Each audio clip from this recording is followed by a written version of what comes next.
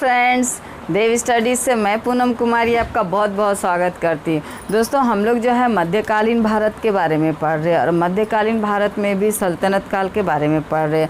और सल्तनत काल में जो है क्रमशः हम लोग गुलाम वंश, खिलजी वंश, तुगलक वंश, इन सब वंशों के बारे में पढ़ चुके हैं और इससे रिलेटेड वीडियोज़ डिस्क्रिप्टिव भी अपलोड किए जा चुके हैं और जो मॉडल सेट है वो भी अपलोड किए जा चुके हैं।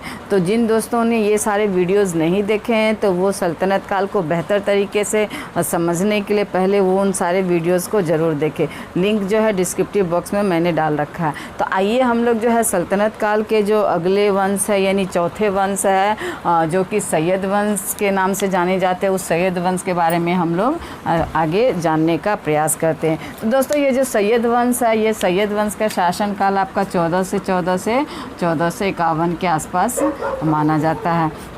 और ये सैयद वंश जो है यानी कि जो आरंभिक जो सल्तनत काल के वंश थे, जिसमें गुलाम वंश हमने देखा, खिलजी वंश देखा, हमने तुगलक वंश देखा, ये सब जो वंश थे ये तुर्की वंश थे। किंतु ये सैयद वंश और अगला जो वंश आएगा लोदी वंश, यह जो है तुर्की वंश नहीं है। यानी ये दोनों वंश जो है सैयद वंश और तुर्की वंश, सैयद वंश और लोदी वंश जो है ये तुर्की वंश नहीं रहते हैं। तो ये जो सैयद वंश है दोस्तों, इसका संस्थापक जो है आपका खिज्र खां रहता है। और ये खिज्र खां का जो शासनकाल है आपका 1414 से 1421 माना जाता है। इस सैयद वंश से संबंधित प्रश्न ज़्यादा एग्जाम्स में पूछे नहीं जाते हैं। तो जिन शासकों से संबंधित प्रश्न पूछे जाते हैं या जिन तथ्यों का जिक्र एग्ज़ाम्स के दृष्टिकोण से महत्वपूर्ण है, हम लोग बस उन्हीं तथ्यों के बारे में यानी शासकों से संबंधित जो महत्वपूर्ण तथ्य है उनके बारे में जानने का प्रयास करेंगे। तो ये खिज्र खां से संबंधित जो है विशेष करके जो है इस संस्थापक से रिलेटेड प्रश्न पूछा जाता है। तो इसके संस्थापक खिज्र खां रहते हैं यानी सैयद वंश के, और इनका शासन 1414 से 1421 के आसपास जो है माना जाता है। और ये सैयद जो है स्वयं को है जो है आपका पैगंबर के वंशज मानते थे। यानी कि पैगंबर मोहम्मद साहब जो कि इस्लाम धर्म के संस्थापक थे, उनके वंशज ये खुद को मानते थे। हालांकि ये लोग अरब क्षेत्र से आए थे, ये इस बात की पुष्टि हुई है, किंतु ये लोग पैगंबर साहब के वंशज थे, इस बात की कोई प्रामाणिकता नहीं हो पाई है। तो लेकिन ये लोग जो है खुद को पैगंबर साहब के वंशज के रूप में रिप्रेजेंट करते थे। तो ये यानी खुद को पैगंबर के वंशज मानते थे। और जब तैमूर का आक्रमण हुआ था, तैमूर लंग का आक्रमण 1398 में, हमने पिछले वीडियो में पढ़ा था कि 1398 में उसका आक्रमण होता है। तो उस समय क्या होता है, ये जो खिज्र खां है यह खिज्र खां उसके सहायक के रूप में यानी तैमूर लंग की सहायता करता है भारत में उसके आक्रमण करने में, यानी उसके लूटपाट में, उसके साम्राज्य विस्तार में। तो जब यह तैमूर लंग वापस जाने लगता है तो ये क्या करता है, मुल्तान, लाहौर और दिवालपुर का जो ये क्षेत्र है, इसकी सूबेदारी जो है इस खिज्र खां को दे करके वह चला जाता है। यानी तैमूर लंग का ये क्षेत्र मुल्तान, लाहौर और दिवालपुर जो वह जीतता है भारत में आक्रमण के दौरान, उन क्षेत्रों को जो है इस खिज्र खां को जब वह जाने लगता है तो इस खिज्र खां को दे करके वो चला जाता है, यानी सूबेदार के रूप में उसे नियुक्त करके वह वापस चला जाता है। तो जब यह सूबेदार के रूप में यह नियुक्त होता है तो तैमूर तो वापस चला जाता है, किंतु उसका तैमूर का एक पुत्र रहता है शाहरुख। ये शाहरुख खान वाला शाहरुख नहीं है दोस्तों, ये बहुत पुराना शाहरुख है। तो ये शाहरुख जो है इस तैमूर का पुत्र रहता है और कहा जाता है कि ये मध्य एशिया में उस समय शासन कर रहा होता है। तो ये जो क्या करता है, खिज्र खां उसके प्रतिनिधि के रूप में शासन करता है। यानी कि प्रत्येक साल वह क्या करता है कि जो भी अपने क्षेत्र में वह कर वसूलता था, लगान वसूलता था, उन सब में यानी उन सब का हिस्सा जो है भेंट के रूप में, कर के रूप में, लगान के रूप में वह जो है इस शाहरुख को भेंट के रूप में प्रत्येक साल पहुंचाता था। यानी यह उसके प्रतिनिधि के रूप में शासन करता है। यह खुद को सुल्तान कभी भी नहीं समझता, यानी अपने शासनकाल में यह जो है सुल्तान की उपाधि धारण नहीं करता, बल्कि रैयत ए आला की उपाधि यह धारण करता है और यानी सुल्तान की उपाधि ना धारण करके यह खुद को जो है रैयत आला की उपाधि में ही खुद को खुश रखता है। अंत में 20 मई 1421 को जो है इसकी मृत्यु हो जाती है। तो जब इसकी मृत्यु होती है तो इसका दूसरा शासक आता है, यानी इसका पुत्र शासक बनता है, राजा बनता है, जिसका नाम रहता है मुबारक शाह। दोस्तों इस यानी इसका क्रम, ये जो शासक है इनका क्रम आप लोग ध्यान में रखिएगा।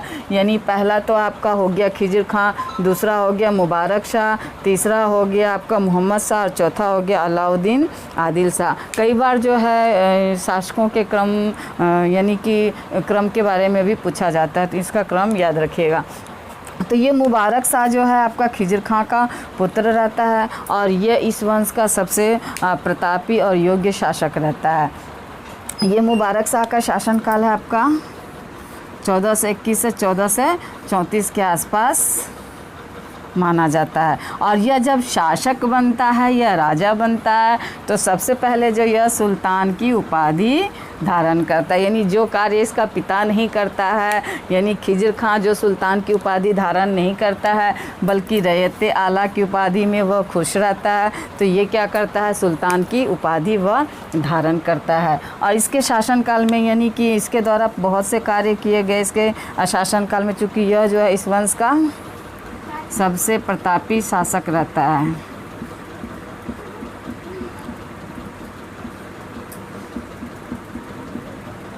यह इस वंश का सबसे प्रतापी शासक रहता है, तो इसके यानी इसके द्वारा बहुत से कार्य किए जाते हैं। तो ये इसके शासनकाल में दोस्तों सबसे ज़्यादा विद्रोह होते हैं। यानी जब यह शासक बनता है, राजा बनता है, तो जो दरबारी थे, इसके करीबी थे, जो अमीर थे, जो उलेमा वर्ग थे, ये सब जो है यानी षड्यंत्र इसके दरबार में ही चल रहा होता। तो इन विद्रोहों को जो है यह बहुत कुशलता से जो है यह दबाता है।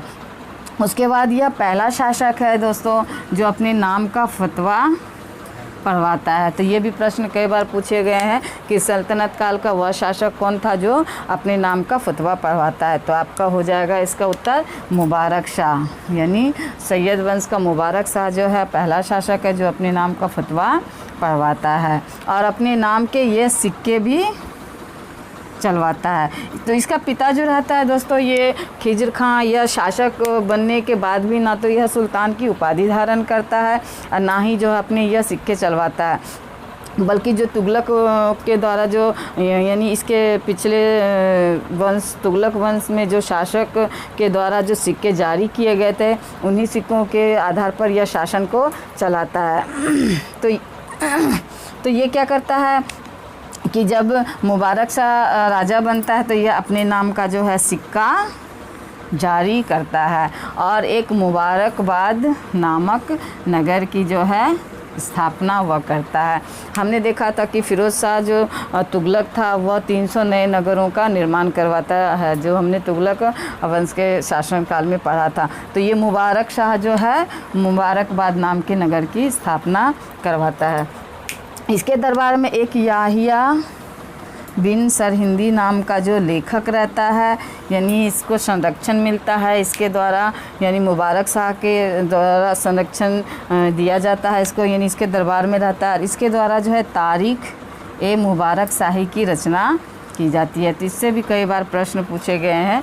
तो ये तारीख ए मुबारक शाही जो है दोस्तों, ये इसकी मुबारक शाह की यानी जीवन से संबंधित बातों को, घटनाओं को जो है इस तारीख़ मुबारक शाही में जो है ये याहिया बिन सरहिंदी लिखता है। अंत में क्या होता है कि इसका वजीर रहता है सरवर उल मुल्क। ये सरवर उल मुल्क क्या करता है कि चूँकि हमने बताया कि उसके शासनकाल में सबसे अधिक विद्रोह होता है, तो कई विद्रोहियों को का संगठन वह बनाता है।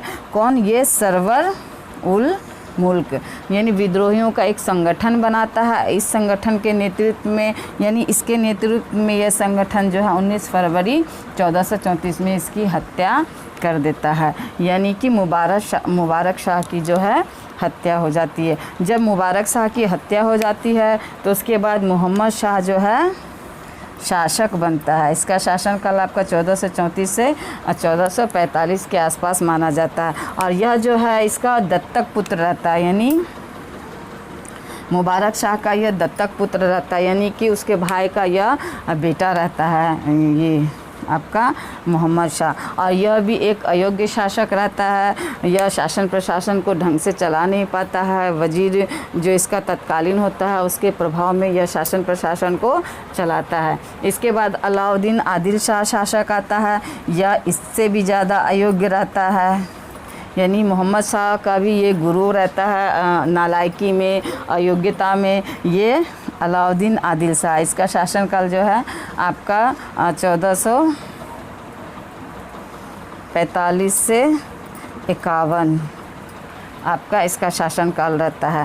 तो ये क्या होता है कि इसके शासनकाल में साम्राज्य जो है सिमट करके बिल्कुल जो है यानी कि दिल्ली तक ही सिमट करके रह जाती है। इसके बाद क्या होता है कि जो बहलोल लोदी है इसका सूबेदार रहता है, वह धीरे धीरे क्या करता है कि यानी इस साम्राज्य पर अपना अस्तित्व कायम करता है। इस प्रकार क्या होता है कि सैयद वंश का अंत हो जाता है और एक नए वंश लोदी वंश का आरंभ जो है बहलोल लोदी के द्वारा होता है। तो हम लोग अगले वीडियो में जो है बहलोल लोदी के बारे में, यानी उसके द्वारा जो वंश की स्थापना की जाती है जो लोदी वंश के नाम से जाना जाता है, तो हम लोग अगले वीडियो में उसके बारे में जानेंगे। तो कुल मिलाकर सैयद वंश के बारे में हम लोग पूरी बातें, पूरी जानकारियाँ हासिल कर लिए हैं।